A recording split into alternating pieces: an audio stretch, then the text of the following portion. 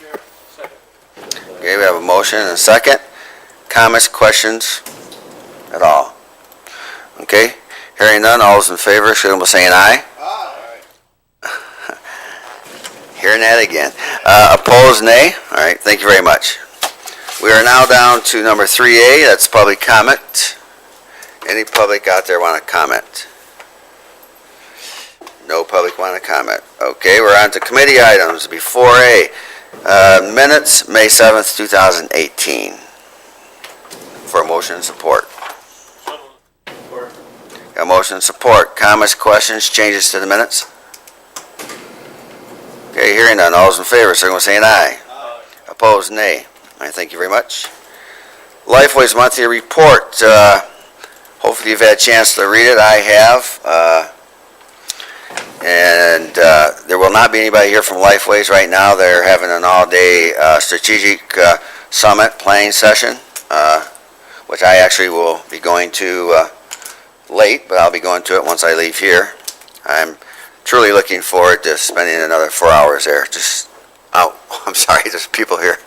Anyway, okay, so anyway, it's there. If you have any questions, Mary Beth Leonard, the CEO, said you could contact her. If you have any immediate questions, you can certainly contact me. All right. Aside from that, again, we have the report. We'll move on to number C, medical care facility, the quarterly report, and it's Sandra, who drove real quick to get here.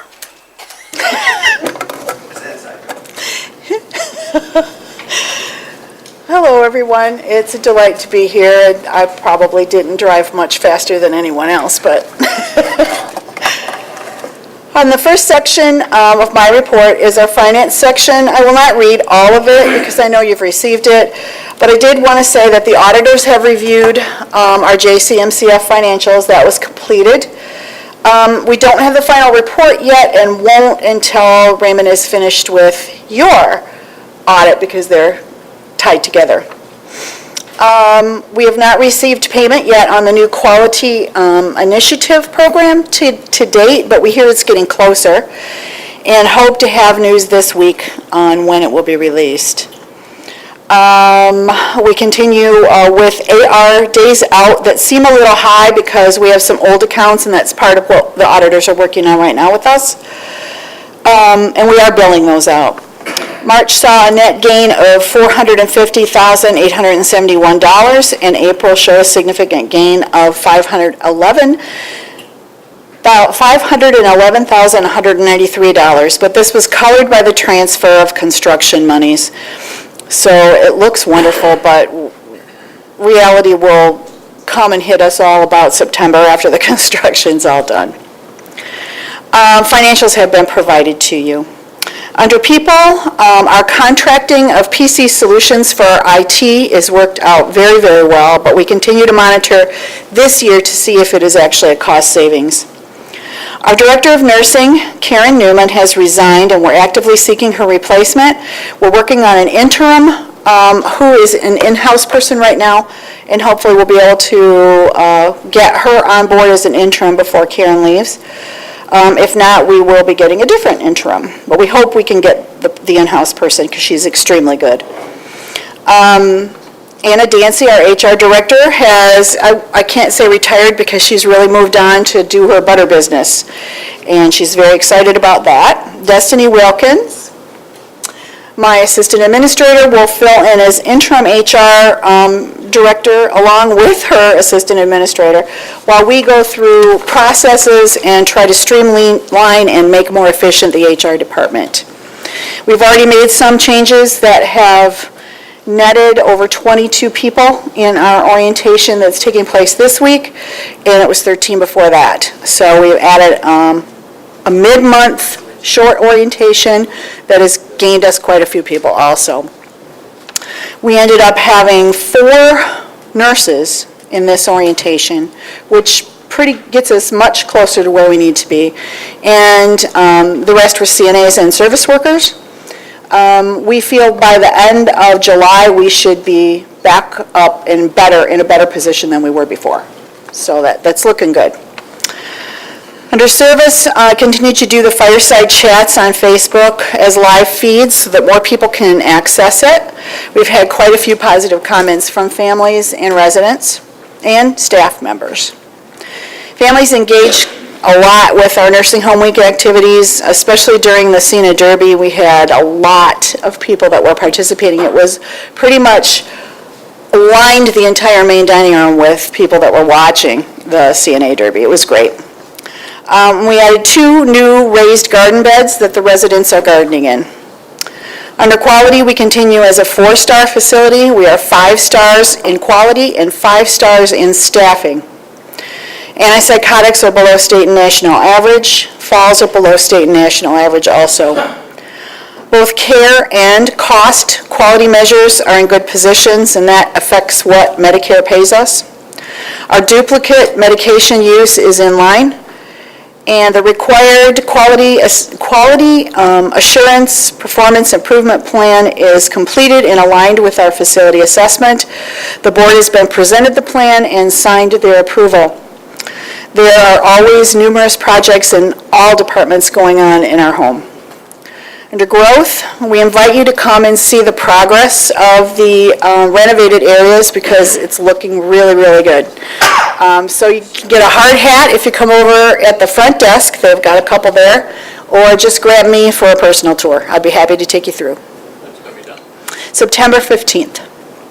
They're right on time. Actually, they're a month ahead right now. And that's, how that can always change, but that's what it's looking like, September 15th. We've started working already on preliminary staffing patterns and resident movement plans, and the estimated completion date is September 15th. Any questions for me? Anybody have any? John? Hi, Sandy. We had a little bit of an opportunity to get caught up before the rest of the group came in, and I just want to kind of ask the question. You've sort of touched on it already, but, from my past experience being on the board and conversations, it was always tough to attract employees, not necessarily because of the institution itself, but just because it's oftentimes thin out there, and there's a lot of competition. We have a lot of, but it sounds like our ability to attract employees and get that quality of staffing, which I think is so necessary for us to keep the 4-star and move into that 5-star, as you're pointing out. And based on our conversation, you had said that it seems like the environment is stronger here in Jackson, and that you guys are able to attract those individuals, and you have not just individuals who are doing orientation now, but it sounds like you're able to go out, and when you're looking, there are people who are ready to come on board. And I think that's all fantastic, just for the quality of the facility itself. And just to continue on with this conversation, I do get concerned about the competition for employees as we expand, whether it's the Department of Transportation or JDOT or the medical care facility.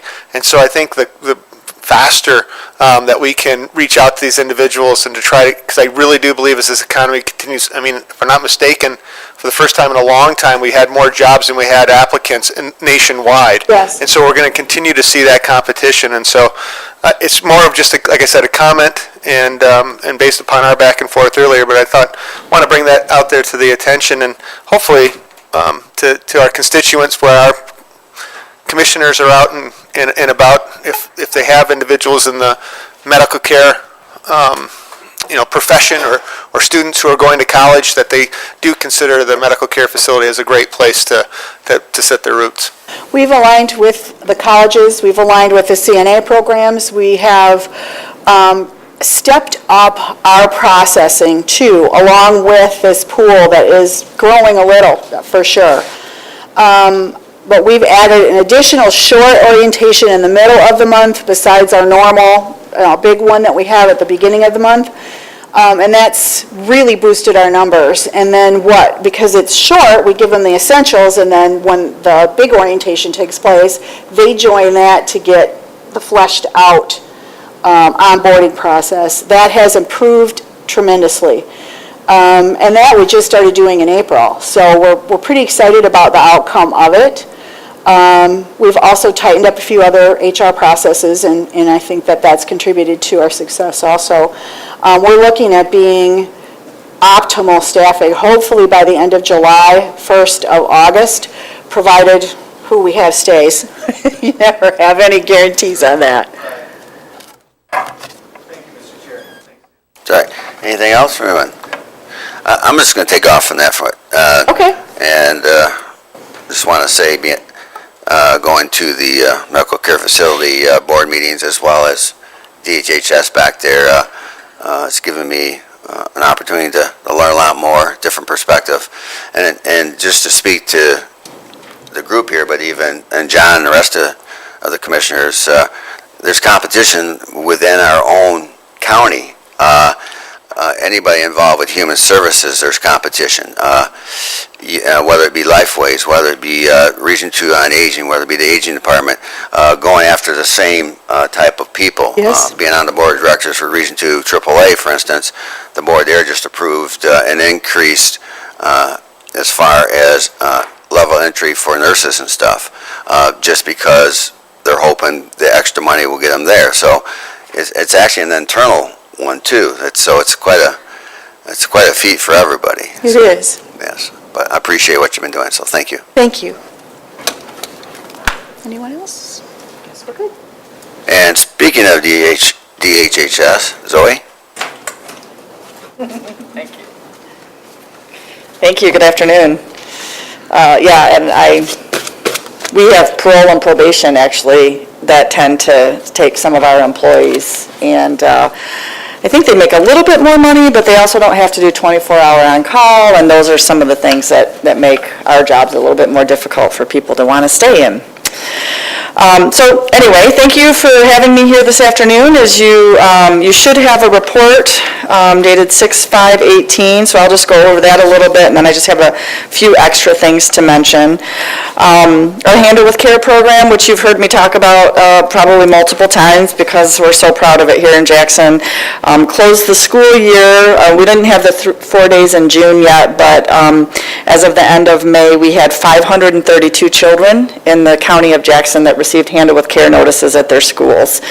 At a statewide level, I have found a statewide office to take over the statewide organization for Handle with Care, which is really only helpful for me in the county, but most of the counties around the state have been contacting me personally to get presentations and get things going. So once our state level person is educated and informed and knows how to take this over, I'll be able to hand that off to someone, so that'll be really helpful. At the time that I wrote this report, I have a survey out, and it's not complete yet, but 47 other counties in the state of Michigan are at some stage of interest, planning, or implementation of Handle with Care, and that's happened in only about a year and a half. So Jackson can be really proud, I think, of its leadership in that program. I also try to include a list of meetings that either myself or my staff attend in the community that is attached. Unfortunately, my secretary just printed the list for me, and I think she sent you last quarter's list, so I'll send you the updated one. Many of them are repeat because they're monthly meetings or quarterly meetings that we attend, but they're there for you so that you can see how we interact with our community. Our new My Bridges portal that I talked about, Jackson piloted, is now up statewide, and we have had some really good feedback from our clients in the office and our public. One about how easy the new application is to use, which is much shorter, and just people don't feel like they have to have a college degree to come in and use the application. So that's been really positive from our community, and then also all the resources that are available on the portal. Our Business Resource Network, which is one of my employees that works with 7 businesses in our community to help provide resources for their staff, their employees, so that when employees have an emergency, my person can give them some resources that may be able to keep them at work instead of having to take a lot of time off work. And in a lot of these employer businesses, a couple of days off work causes points, and people can lose their jobs for really just attendance. So they're helping to maintain employment. We would not have been able to do this without the leadership of the United Way. So we're very thankful for their organization and continued leadership in that way. And we do have a couple of other businesses that are already interested in it now that we've got it underway. Our child care fund, I think we're still in line with our budget, but I did note in the write-up that we are at approximately 360 children in foster care, which is up, 75, 85, we're up quite a bit from last year at this time. So we are finding that our Children's Protective Services complaint numbers are higher each month than they have been in the previous year for that month, and then we're also seeing increases month to month. So, for example, we had 229 complaints assigned in April of this year, and in May of this year, we had 263 CPS complaints assigned. And so then what we're finding clearly is that the complaints that are made are of a more serious nature, and some of those children are ending up in foster care. So our foster care numbers have gone up quite a bit. Just to give you some perspective of where Jackson is falling in the state with regard to that, there's Wayne, Oakland, Macomb, Genesee, and Kent, which is we call our big urban counties. And then we have 14 counties that they call mid-size. Only Kalamazoo and Ingham County are doing more work in child welfare than Jackson in the other 14 counties. So our like-size counties that we typically compare with are Calhoun, Saginaw, Washtenaw, Muskegon. Our numbers in Jackson are higher than the rest of those. So that just gives you an idea. Along with that, I have staff shortages, so we are doing everything that we can to try to make our office a place where people want to work. But it's difficult when the work is so hard and so steady. Couple other things I just wanted to mention. We had a ribbon cutting at our community living room to fight loneliness, which is housed at Reed Manor over this last quarter.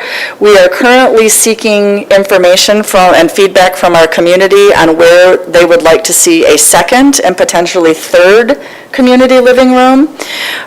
We have an online survey, and then we have paper surveys that we have out in lobbies of a lot of our human service networks to get feedback from our community, from the people, in terms of where they think another one or two would be a good location. I will send the survey link to all of you so that you can send it out if you would like, and then I'll also send you the hard copy version if you have any constituents that might be able to give us feedback. We'd be happy to take that. And lastly, I just wanted to let you know that you probably heard me talk about trauma a lot. So we are trying to make Jackson a trauma-informed community, and to that end, we have three of us who are now certified as ACE Master Trainers, that is Adverse Childhood Experiences. And in order to help with the education of our community, the nonprofit network has offered to do a registration for a monthly training for ACEs. So if you go to the nonprofit network website or send anyone to that website, you will find a monthly ACEs training that is free to the community and is located at different places around the community. We have them scheduled up through November, so please feel free to sign up yourselves or refer anyone that you think could use that.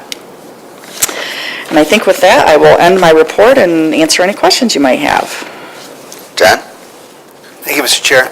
So it's, one of the things regarding the foster care, and it's almost like a catch-22. The more, I guess, aggressive we are, the more, good at what we do, it seems to kind of pulls out of what may have gotten lost or glossed over in the past to the forefront. Right. And how does one distinguish whether or not it's the quality of our team versus the culture of Jackson. You know what I mean? Because one, I mean, if it has always been there, and we may be catching more than Muskegon is, for example, and that's just in terms of narrative and our ability to, to get our hands around this.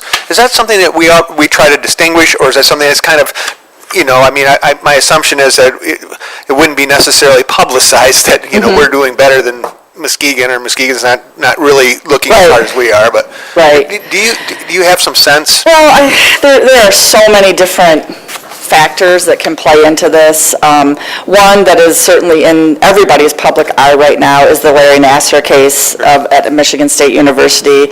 So Penn State saw the same thing with the Sanders case there, when there's a lot of media around child abuse type issues, we see an uptick in reports. Okay. But we would see that across the state, not just in Jackson, and Jackson has seen a higher increase than a lot of other places. I do think that I have a really good team that does mandated reporter trainings, and the more places that you go and do presentations on how to report child abuse and neglect, the more likely it is, now that they know their responsibilities, either moral, ethical, or legal, that we'll get complaints. And Zoe, I think that that's so important to have that as kind of the that's the theme, because it's that we're not missing anything. You know what I mean? It's that we're working hard to ensure that children who need assistance, that the foster care process, that we're aggressive in that. And I think that's. So it's not a black eye to Jackson where individuals say, well, look at this outlier. They're not doing something right in terms of their families, or it's actually that this is fairly consistent throughout the state.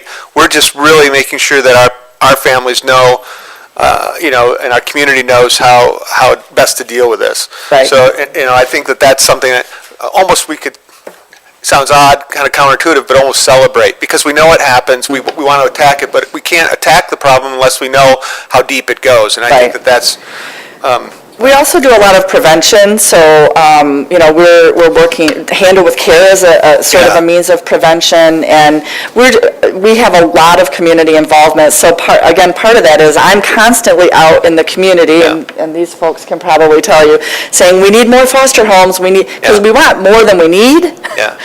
We've currently been licensed. We've done a really good job at licensing foster homes this year. Our numbers are higher than ever, and we're oftentimes putting kids in foster homes the day people get licensed. That's how desperate we are for foster homes. And then, when that's something that's constantly on people's minds, that whole issue of child abuse and neglect is on their minds. But we also, want to keep ourselves in check. If we start thinking, are we doing something more than we need to do, we're reviewing that, so that we take a neutral and objective review of things that people say. We'll have parents say, you didn't need to do that. Sure. I've sent cases up to our central office to ask for a neutral review, to say, I want your opinion about whether we took the right action. So, because we don't want to be heavy-handed, the goal is to keep kids with their parents. Sure, right, and what a delicate balance that is in terms of, how traumatic in a situation that can be, Right. Thank you, Mr. Chair. Go ahead. I think in my 40 years experience, back 40 years ago, this was not as well known and didn't push, kids who would come in with femur fractures or certain fractures you would suspect, and so on. And then gradually as time went on, you're taught and you realize that it wasn't just a problem of low-income communities. It's out there in middle America and suburban America and so on, probably even just as much. And with more education now and the laws passed, doctors have to call these people if they suspect it in your office, or if the ER, they go into the ER and the ER doctor suspects this, they have to report it, otherwise it's a crime against them, and so on. So we become more aware over the last 40 years, and when you become more aware, you have more cases that you pick up. Plus our society has changed from, I don't know what you want to call it before, to, but I don't know what to call it now, and so on. But you're going to pick up more cases just because of that too. Right. Thank you. Anything else? All right. I'd like to just make a comment that I want to thank you actually for spearheading this. If we really want to get down to it. And I really like seeing that not only do we have Jackson County and public schools, we have the Catholic schools, Christian schools, charter schools, and JPAC Right. all involved in this, which is awesome. But a question, we have 36 counties right now that you haven't got to yet, which I'm sure you will. On the other hand, do they have anything similar in place already, some of them, or is it just don't have nothing? They don't really have anything similar in place. So some of the counties are up full, like Eaton and Washington, they're full like Jackson, up and going. But some of the counties don't have any. What some of the places have said is that we're having a hard time getting our law enforcement to buy in, or we might have a difficulty with the superintendent. And I think that's another really positive thing here in Jackson. Zero issues with law enforcement. Every chief of police said, we want to do this. Every superintendent said, we want to do it.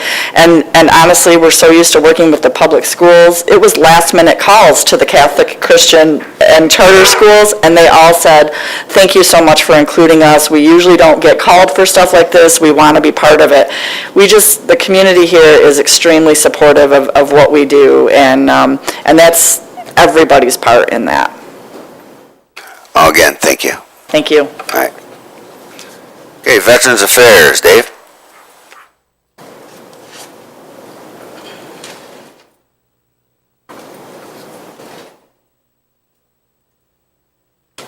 Good afternoon. Haven't got an answer yet, Mike, so I'll find out later. But I'm excited to say that for the third time this year, we're going to have the Vietnam Veterans Memorial from Chapter 17 out of Holland at the fair. It's been a big deal. There's 2,661 names on that wall that are all residents of Michigan that died during the Vietnam War. So it's a big for us, and it's a big healing factor for a lot of people. They get to come and see that don't get to go to Washington and maybe find their brother's name or their cousin's name or the next door neighbor's name or something like that. So we're pretty excited. Chapter 109, Vietnam Veterans here in Jackson is helping host it. Of course, AT&T is helping us with paying for veterans to enter the fair on the 9th and the 10th. That's Thursday and Friday. We're going to escort the wall in like we did last year with a motorcycle escort that morning. Congressman Wahlberg at this point is scheduled to be there. We'll do a small presentation from him, but then again we'll do another pinning ceremony. Congress in 2014 put a committee together to study what to do to commemorate the ending of the Vietnam War. 50 years, of course, we're not there until 2025, but in 2015 they started with a commemorative pin that was produced and authorized, and it has a verbiage on the back, thank you for your service and your courage, so on. And it's a big deal for the Vietnam veterans that we pin them with this. Congress usually has authorized local or state representatives or senators to do the pinnings, or even at the federal level, but Congressman Wahlberg's office has Elise that, I don't know if you guys, everybody knows Elise. She's a terrific gal over there, and she can really get things rolling. She, working with the congressman, has gotten myself and Bob Wilkinson, who's the local president of the Chapter 109 Vietnam Veterans, we're also authorized to do the pinnings. So the first year we did the wall, Congressman Wahlberg came, he started the pinning process, in an hour's time he'd pinned 100 Vietnam veterans. Over the course of the fair, we pinned a total of about 350, we figure. So we got our hands full. We're going to try and do it again this year. Bob Wilkinson has been working with local other facilities. He'll go into care homes, or he'll go into churches and other programs where people call and contact him and ask him, hey, we've got 10 Vietnam vets, we'd like to get them pinned in a ceremony or something like that. And we've done that quite often. I've even done a few of those myself as a representative of the Vietnam veterans, and not on company time, Mike. On April 16th, we hosted Congressman Wahlberg in our office area with a Veterans Outreach event.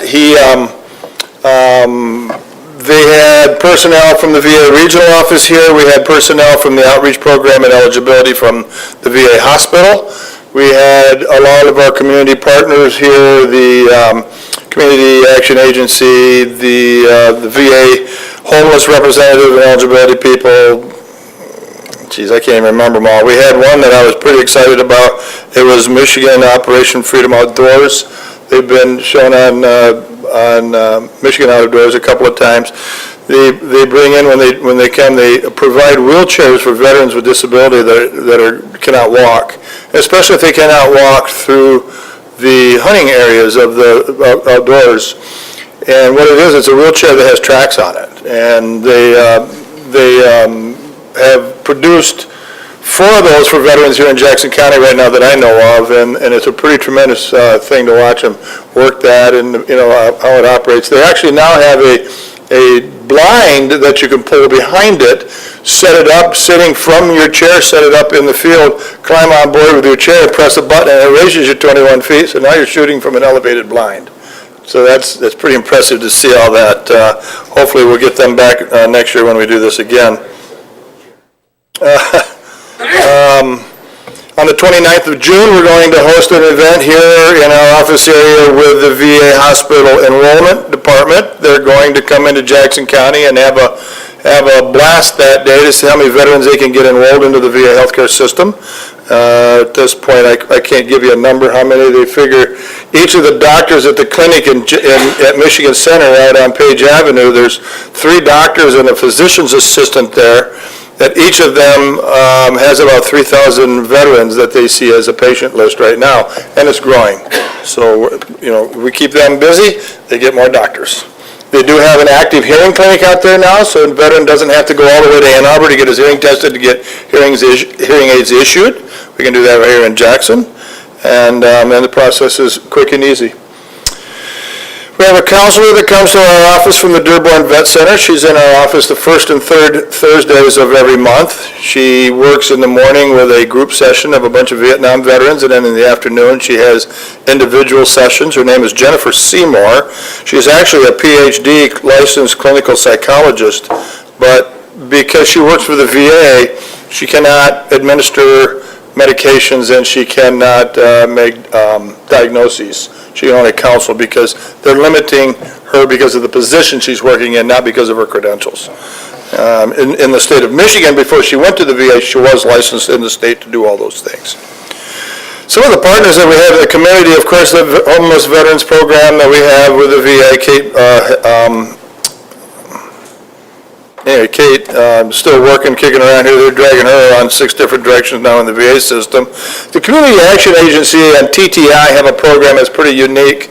It's called SSVF, and that stands for Supportive Services for Veterans Families.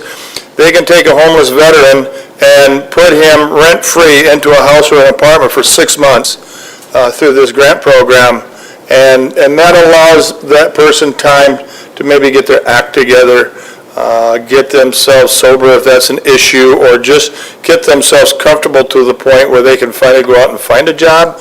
But it gives them 6 months that they don't have to worry about the burdens of rent or utilities, because that's already been taken care of for them for a 6-month period.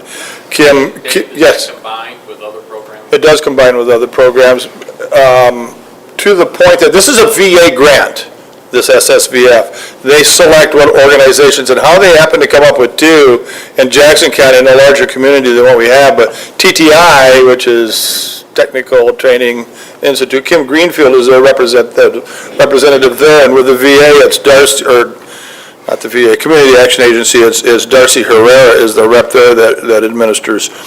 They're both great people, and they're both good programs, and it's really been a big help. According to Kate, we had this discussion about 6 months ago. I asked her, how many veterans are really in Jackson County that are homeless? You hear all these stories about 80, 100, 200. She says, according to our official count in the VA, there's less than 5. Less than 5 actual homeless veterans in Jackson County. That's because they don't want to be counted, or they don't want to be found, or whatever. Now, that's based off from their criteria of what makes a homeless veteran. Other agencies will tell you, I think Community Action Agency tells you there's just a little bit over 100 because they count them differently than what the VA does. A veteran could be homeless, but yet couch surfing, as they call it, living with his brother for 2 weeks and then his sister for 2 weeks, and is crashing on his best friend's couch. Technically, according to some organizations, that's not homeless because he has a roof over his head.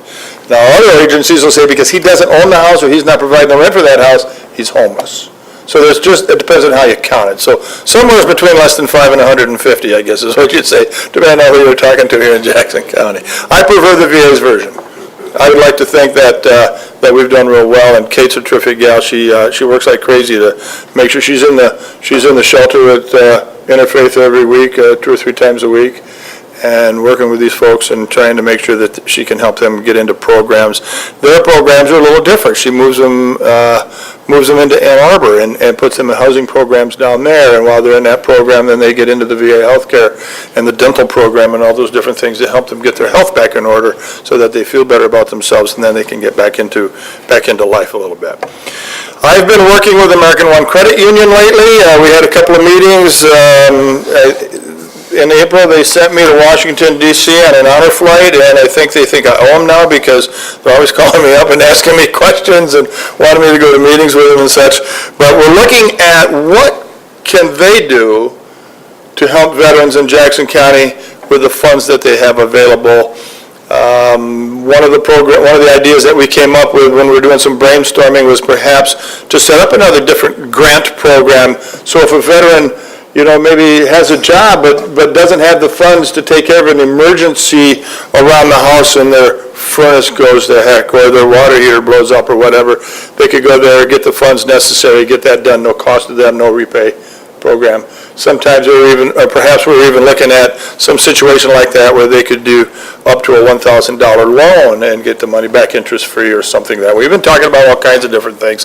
We're actually even talking to Habitat for Humanity. I've had a little bit of conversation with them about they can go into a veteran's home and perhaps put a roof on it and not charge him, or do some window repairs, some door repairs, some siding, do some insulation and those types of things. They're actually talking about, I heard the mayor talking about this one day, a group of tiny homes somewhere here in the city that they were looking at putting veterans into them. And so I kind of threw the idea back at American One that perhaps they could help finance some of those ideas too. So there's a lot of chatter going on right now trying to figure out what we can do, and my idea is the whole thing, if we got money available and somebody wants to give it to us, I'm going to find some place to put it. I've even suggested they throw about $25,000 into the office. She didn't like that idea. I said, well, if you want to do more, $25,000 isn't right, give me $125,000, but she liked that idea even less. So, but thank you very much for letting me be here. Anything else you'd like to hear or talk about? Comments or questions for John? May as well hit for the triple, right? Dave, I just, and again, back from my past experience, you've always been such a champion for, not just in your position, but just as almost passion and calling. And it's always a pleasure to have you come and present. But also in the same time over the last 10 years or so, it just seems like there's been a bit of a sea change in terms of respect for veterans and respect for our soldiers, and that we have more organizations reaching out. I'm hopeful more organizations are reaching out. Would you agree? I mean, given your... And for the last 5 years, I've been asking people, why are you trying to reinvent the wheel? A lot of the programs that these people are wanting, great idea, help homeless veterans. We're already doing that. Yeah. Help veterans that need health care. We're already doing that. Help veterans that have disability. He's hurt, he needs money. We're already doing that. Let's come up with some other ideas. And that's why I was kind of tickled when Habitat contacted me, what can we do? And this is a great idea, and they've already shown that they do that a couple of times in the past year. There's been pieces in the newspaper where they went and put a roof on someone's house that needed it. It was an 92-year-old, I think, World War II veteran they did a roof repair on, and then there was another veteran that they did windows or something, I think. But that's where we could see some help. The VA is a tremendous organization. It's difficult at times. I'm a patient at the VA hospital myself. I was down there last week and had some CT scans and things done. And my wife and I walked out of there, and I said, she said, I don't understand where people run into problems down here. You have to understand it's a process, but when somebody causes or has a problem in the VA system, it's because they've caused it to themselves. It's not the program. So VA's great, their healthcare is tremendous, but there's other areas where we all fall short. We have the Michigan Veterans Trust here in Jackson, or in Michigan. After Harriet Hart died 4 years ago, they pulled that office right out of Jackson County so fast it'd make your head spin. So now everything is done in Lansing. You contact them in Lansing, toll free. You send all your stuff up to them electronically. The quick part about that is they send out, they have 7 directors now, so they send all that information out electronically. They can make a decision that same day instead of having to wait the 2 weeks like we did before. So there's been some positive changes with it, even though it's a little more difficult. And we have the van program through DAV that we're sponsoring, and we have a brand new, we got it last summer, 2017 Ford Flax. And it's a tremendous vehicle. We take veterans to the hospital in Ann Arbor. But then VA in Ann Arbor has also started their own shuttle program that all comes into Jackson. So it's, why are we doubling up or being redundant with things? I just don't get it sometimes, so. Sir? I think some of that has to do with guilt feelings for our generation. Well, kind of to go back what he said, you're right. When they came back from Vietnam, okay, people were at the airport protesting them and spitting on them and so on, and there's videos which show that, and now that you've got another generation into it, and you have people who feel guilty about the vets. Now it's the kids and the grandkids of the Vietnam veteran that are going to war. Yeah. And they don't want that to happen to their kids and That's right. grandkids. So we're the ones, we're in that age group now, that we're the ones that are showing that. Yeah. Thank you very much. Thank you, sir. Appreciate it. All right. Department of Aging, Marcy.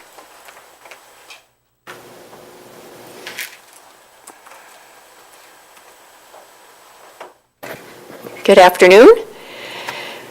One of the items on the monthly report has to do with our senior nutrition program, and that's where we have what we call nutrition sites throughout the county where a hot lunch is served at noon. Cold meals are available twice a week to take home for supper. It's on a donation basis as far as people donating for their meal. And each nutrition site has their own personalities. The group who gathers at those sites have different preferences. And for the nutrition site at the King Center here in Jackson, they had some preferences that, such as wanting potlucks and going on more outings, staying longer at the site to do puzzles and crafts than what our grant has available as far as staffing. So looking at what the preferences were of the participants and in talking with City Parks and Recreation, we decided to have it become what we call a Food with Friends site.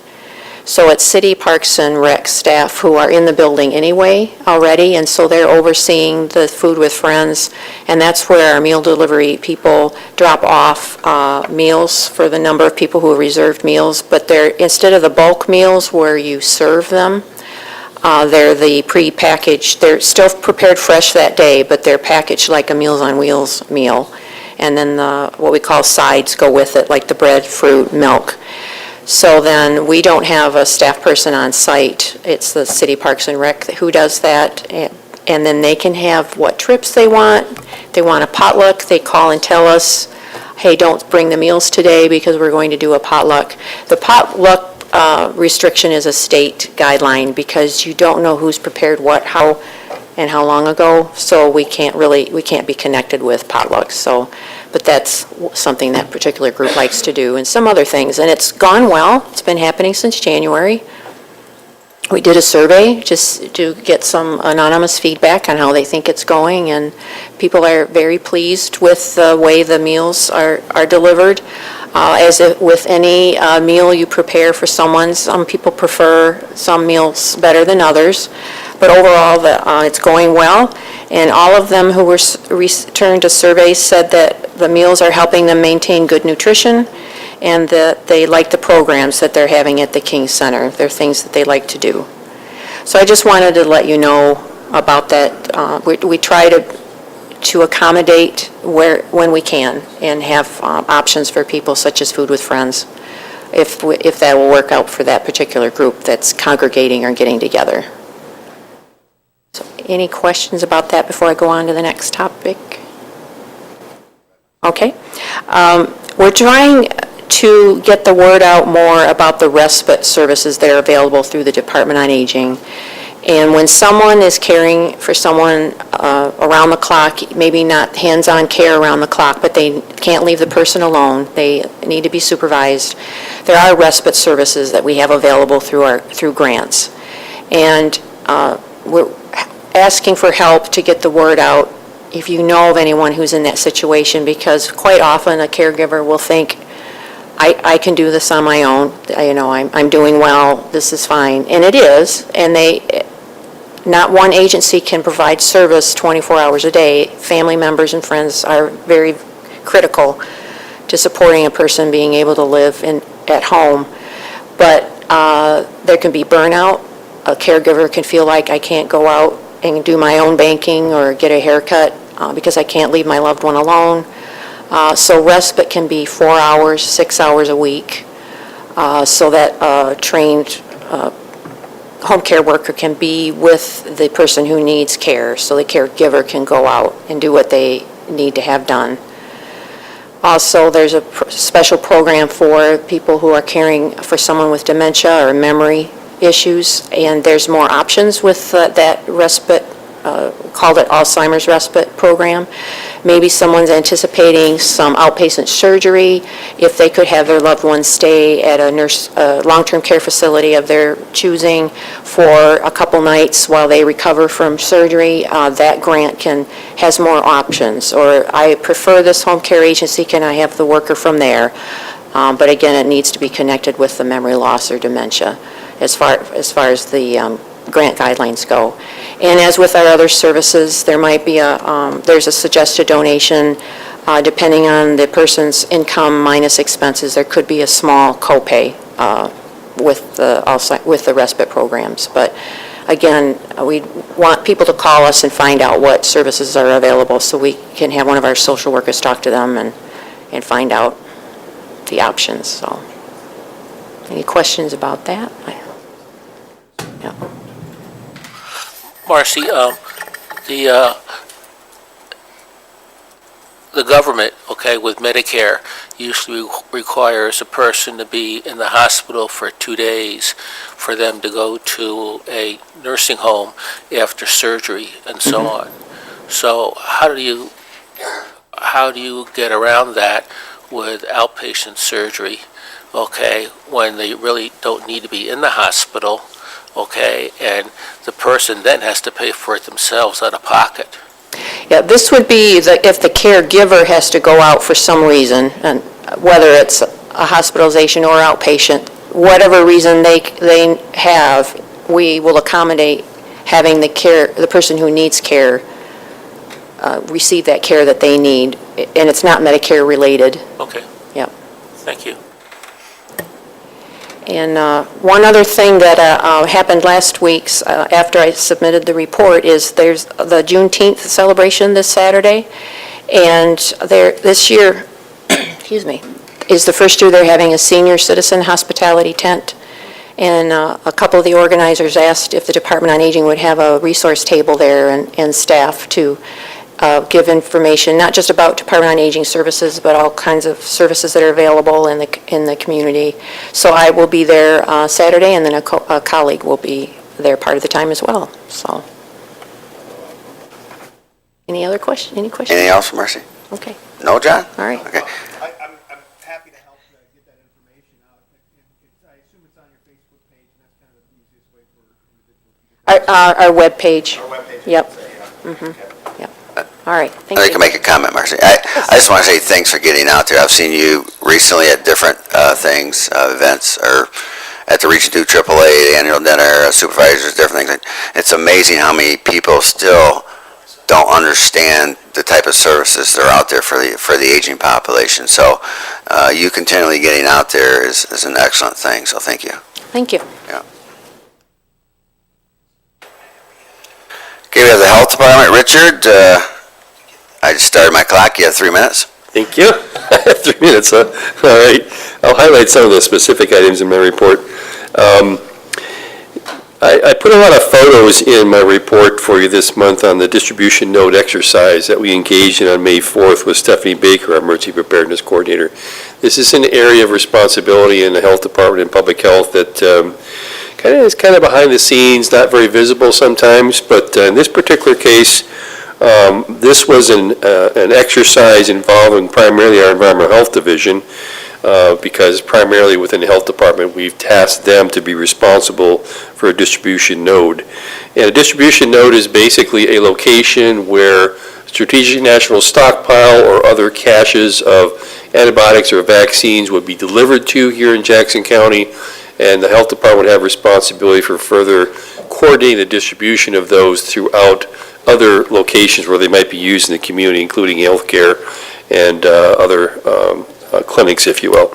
So in the event that we do have a major communicable disease threat in the community, whether it be influenza or God help us, anthrax, significant amounts of pharmaceuticals would be coming to Jackson County to serve the population.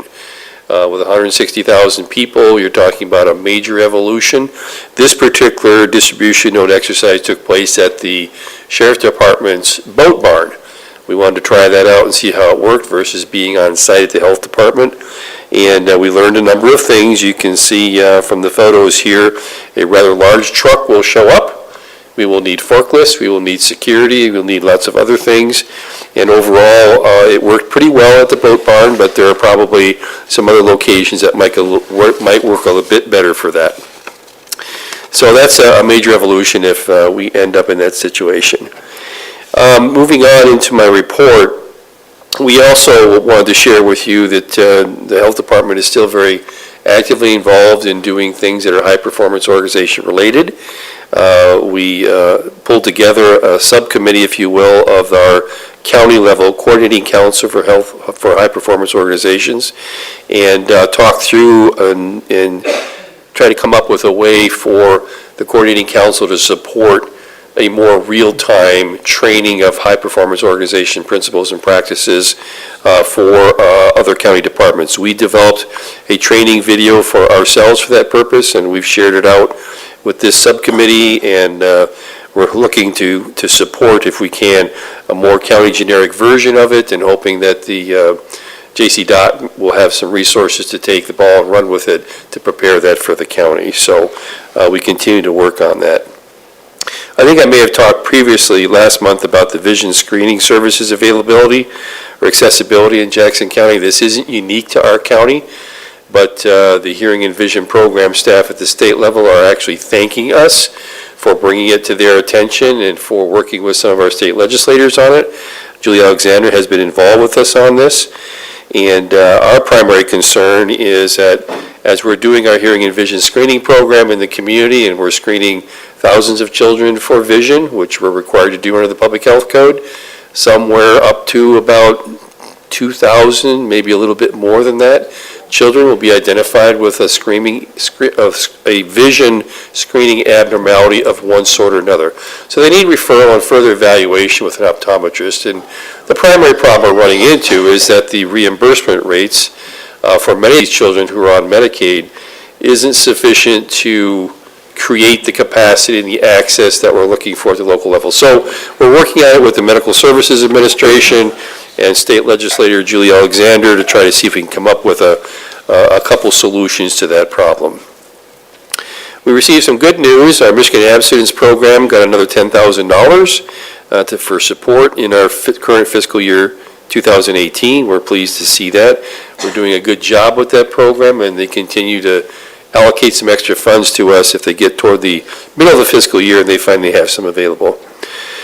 We received the Silver Breastfeeding Friendly Workplace Award. WIC staff were informed this month that we got the award through the Michigan Breastfeeding Network, and one of our staff made the application for us. We do have staff at the health department who are young moms, and they do pump, and it's nice to have a way for them to get recognized and for us to get recognized for supporting that within the workforce population.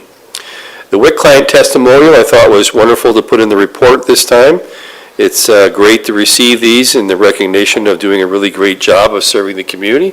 I won't read it. I think you can see the comments from the individual whose name is a little bit hard to read. It got kind of cut off there, but we did have her authorization to share her thoughts with you on being an older mom and realizing times have changed, and she really enjoys coming to the health department and getting the supports that are available for moms through the WIC program. There seems like there's always something new that kind of pops up as a potential health threat in the community. On the back of my report, the final page talks about health threats of microblading. I had not heard of this particular procedure before. I didn't even know that it was one that was, quote, allowed, but apparently it is. It involves the use of a hand tool with tiny needles to make shallow cuts on the skin. Then tattoo ink is injected into those, and it kind of creates a permanent, I guess I'm assuming, eyebrow, if you will, that doesn't need a whole lot more else to be done to it. But there are some, obviously, health risks associated with it. If the sanitation and the hygiene and the disinfection isn't up to what it's supposed to be, people can actually end up in the hospital with a cellulitis infection, and there was a case that occurred in Michigan relatively recently with that. Hepatitis A vaccination project is going well. We're over 300 cases, or over 300 doses now, have been administered here in the community. In the past week, we were at Victory Clinic and at the Shannon Road Jail again, where we're vaccinating, and staff are doing a great job. We will also be present at Juneteenth as well with a booth, and you may recall that last year, about the August timeframe, was the first Pride Festival here in Jackson County that was in the city. We will have a booth there as well for the Pride Festival. And our primary objective there is to continue outreach and education and to encourage this population group in the community to get vaccinated against hepatitis A because they're at greater risk. So that's pretty much everything I had for you this afternoon. I'm happy to take any questions. Yes, sir. Have you had any cases of hepatitis A recently? Not associated with this outbreak. Okay, thank you. We've had a few cases in the community, but they haven't been with this outbreak. Anything else? Aaron? No? Excellent, thank you very much. Thank you. Okay, we're down to 5A. I'll need a motion for the claim to go to the full board. So moved. Support. Motion and support. All those in favor, signal by saying aye. Aye. Opposed, nay. Thank you. Other minutes, you'll find DHHS Medical Care Facility, if you want to take a look at that. And July reporting schedule, Department of Aging, Health Department, Lifeways, Animal Shelter, and Community Action Agency. And now we're down to public comment again. Public comment? Are we ready? Hearing none. Any committee members' comments, or anybody here want to comment? Okay, hearing none. We are now down to, it's 12:58, and we are adjourned at the call of the chair. Thank you.